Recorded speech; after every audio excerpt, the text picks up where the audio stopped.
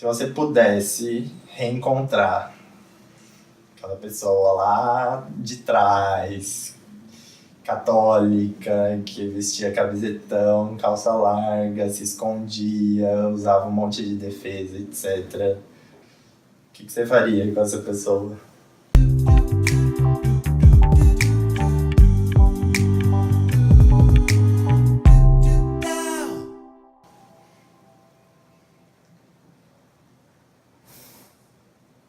Nossa, é uma pergunta bem difícil, porque eu acho que eu não ia ter muito o que fazer, porque eu tava com tantas defesas e tava... Era como se eu vivesse num planeta absolutamente paralelo. Eu acho que se eu tentasse qualquer manobra próxima do que eu sou hoje, eu acho que eu ia poder agredir aquele adolescente. O tempo dele. O tempo dele. Porque foi uma coisa... Nossa, eu teria falado 1000 coisas pra ele. Tipo, sai dessa, vai ser viado. Nossa, que lindo isso. Porque foi um processo muito longo, assim, de vários pequenos passos, sabe? E se eu chegasse pra ele assim, só vai ser uma vadia louca, despiroca, acho que eu mesmo teria, assim, eu como adolescente teria me olhado e falado assim, nossa, não quero ser isso. Aí eu ia ter tomado um outro rumo, sabe? Sim. Teria ultrapassado a si mesmo ali, o seu tempo, seus limites, etc. Ai, que lindo isso! Nossa, gente, que foda! E aí eu me lembro que foi muito marcante quando eu fui morar fora de casa, que eu estava fazendo cursinho, fui fazer cursinho em Brasília, porque eu queria passar em Relações Internacionais na UNB. Uau! Foi pra longe. Foi pra longe. Paraná pra Brasília. Inconscientemente, assim, era uma fuga pra viver minha vida longe dos meus pais e não precisar dos olhares de desaprovação deles. Mas aí eu me lembro que me veio uma série de questionamentos e um drama interno muito grande, assim, nossa, agora que eu vou morar fora e agora que eu vou ter menos contato com os meus pais, eu não gostaria de continuar mentindo pra eles sobre quem eu sou. E aí eu acabei indo, eu tava com 18, tinha acabado de fazer 18, e eu procurei uma igreja católica, minha família sempre foi católica, e procurei uma igreja pra me confessar. E pra ver qual que era a saída, porque eu não tava mais conseguindo manter todos aqueles desejos sexuais reprimidos. Assim, chega uma hora que você não consegue. Eu não acho que eu sou assexuado e tal, até tentei, tipo, durante essa época toda de dramas, até acreditei que eu pudesse ser e tal. Mas chegou uma hora que eu falei, não, tipo, não é isso que eu sou, eu quero ser uma pessoa diferente, eu queria dar vazão aos meus desejos de maquiagem, roupa e tal. Ficava folheando revista de moda e me projetando. E aí eu pensei, bom, vou pra igreja pra ver o que é que acontece, o que é que, tipo, se eu falar qual que vai ser a solução. Como se houvesse, né, vindo da igreja. Que coragem, né? Foi procurar a solução na igreja, logo onde? Você tinha essa... porque você nem tinha essa noção, assim, né, de tipo... Mano, acho que não é o melhor lugar pra eu procurar, essa ajuda. Então, mas é porque eu acho que eu tava tão condicionado a pensar que se eu fosse gay eu ia ser condenado a uma morte eterna, ao fogo do inferno, que eu queria saber qual que seria, sabe? Assim, tipo, tá, eu sinto isso, não é, assim, pra igreja não é legal, mas e aí, o que é que eu vou fazer?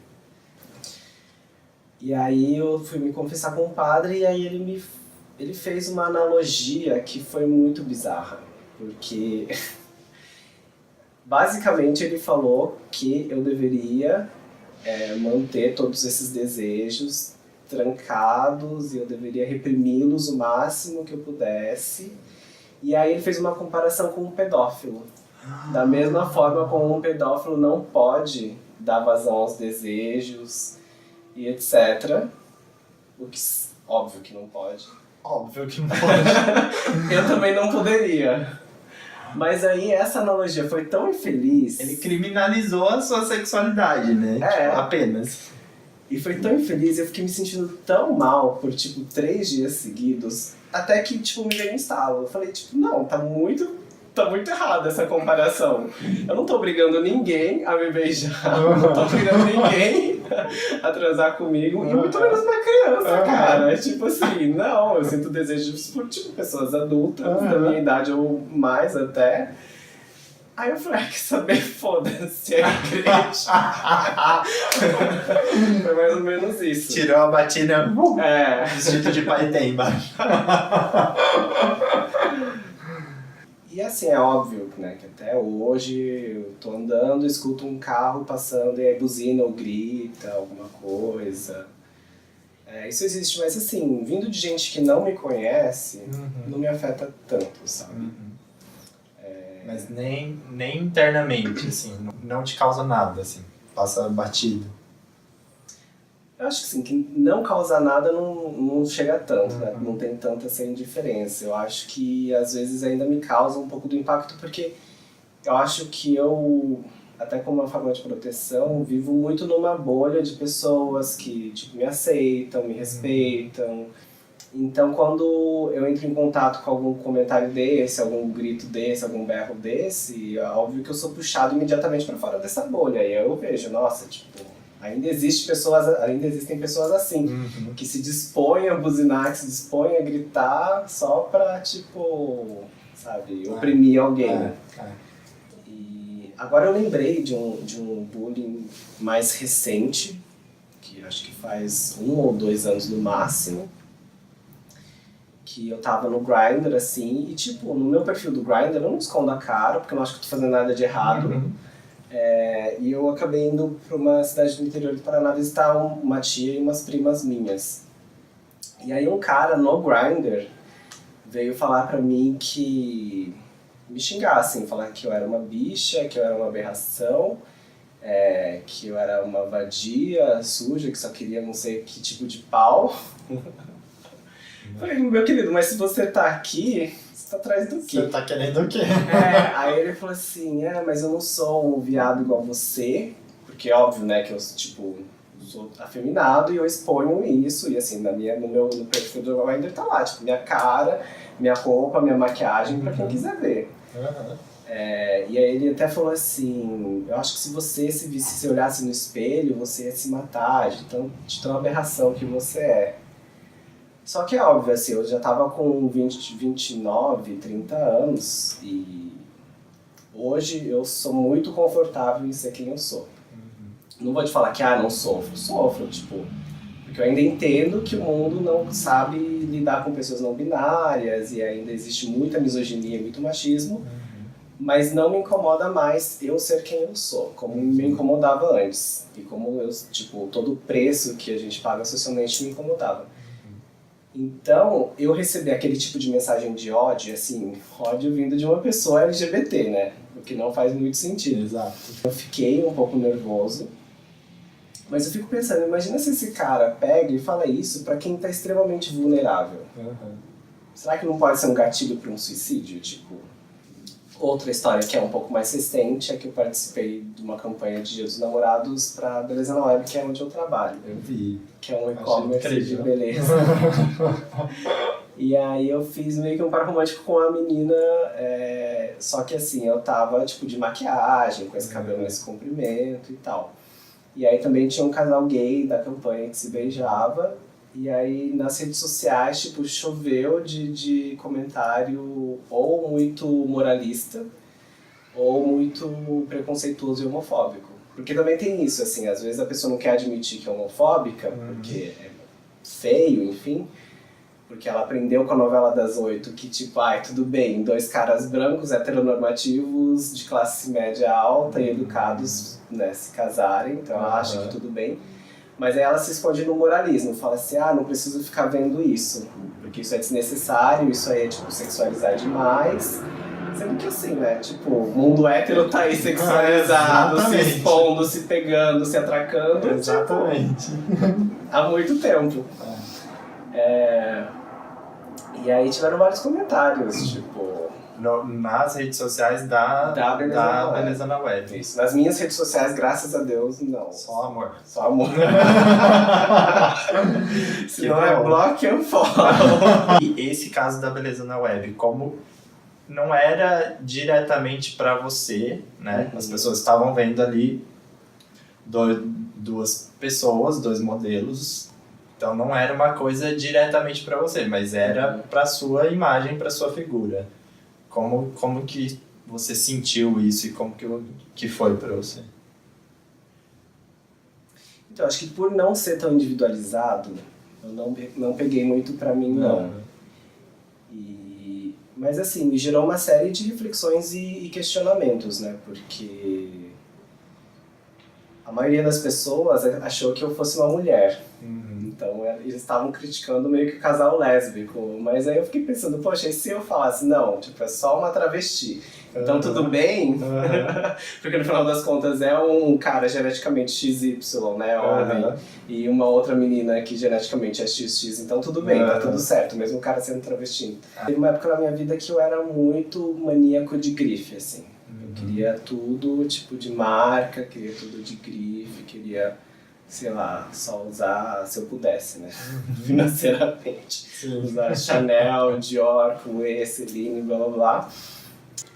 Mas depois, analisando, eu percebi que não só porque eu gosto de moda, mas porque eu vejo e eu via como você ser uma bicha afeminada te joga automaticamente para margem. Você automaticamente é marginalizado e você perde acesso a várias coisas, pelo preconceito mesmo. E aí, essa minha obsessão por marca era uma maneira de, através do elitismo, conseguir recuperar o acesso que eu perdi automaticamente sendo uma pessoa LGBT escancarada e afeminada. Então assim, tudo bem você ser uma bichinha, uma viadinha, mas você tá com uma Chanel, então pode entrar na loja, pode entrar no shopping, pode ir no restaurante. E assim, eu só fui perceber isso muito depois, então ainda é algo que eu tenho tentado desconstruir dentro de mim, ver que eu realmente não preciso disso para ser aceito, ou então se eu for aceito por causa disso não vale a pena. Mas foi um comportamento que eu tive por muito tempo, assim. Eu já gastei muito dinheiro correndo atrás de coisa de grife, correndo atrás de coisa de marca, indo em outlet por conta disso, sabe? E eu, no começo, eu me julgava bastante, assim. Falava, nossa, como eu sou fútil, nossa, eu não acredito. Tipo assim, na hora, tudo bem, eu gastava, mas depois eu vinha uma ressaca moral, sabe? Tipo, nossa, eu gastei tudo isso de dinheiro, que foi o tempo que eu trabalhei fazendo tanta coisa, pra comprar, tipo, isso. Um item. E hoje eu vejo que existia, assim, uma recompensa social por isso. Então, eu meio que estava tendo um comportamento que era sintoma do preconceito e do bullying. Foi o quê? Uns 2 anos atrás, por exemplo, só para te dar um exemplo, eu acabei pegando HPV. E eu não sabia que HPV é tão comum e que tipo, atinge 75% da população sexualmente ativa. E a sigla já me assustou, assim. E eu sempre me tomei, assim, sempre fui muito cuidadoso, sempre transei de camisinha e tal. Só que o HPV tem tipo, formas de só por contato de mucosa é transmitida. Sim. E aí eu fiquei com aquilo tipo, por meses, fui fazer tipo, o tratamento e tal, eu fui ao médico tudo sozinho, porque eu não conseguia falar com ninguém. E aí só hoje, tipo, não só hoje, depois de, sei lá, uns 4 meses do tratamento aí que eu comecei a falar com as pessoas sobre isso, o que tinha acontecido. E o HPV também eu acho que é muito pauta pra gente, porque o governo não libera vacina pra meninos, né? Só pra meninos. Só pra meninos. E eu sei de casos de amigas que pegaram, e que é muito, muito mais comum do que a gente imagina, pegaram de meninos, né? E daí a mulher faz o tratamento, a mulher e o cara e o cara continua lá e continua passando e nada é feito, né? Exato. Eu acho que eu nunca falei tanto assim sobre a minha vida, apesar de me expor tanto. Apesar de me expor, eu acho que é a primeira vez que eu falo assim, sobre todos esses episódios ao mesmo tempo. E teve muita coisa que eu também não acabei não contando, assim, no blog que eu acabei falando com você hoje. Uau! Obrigado! Exclusivo!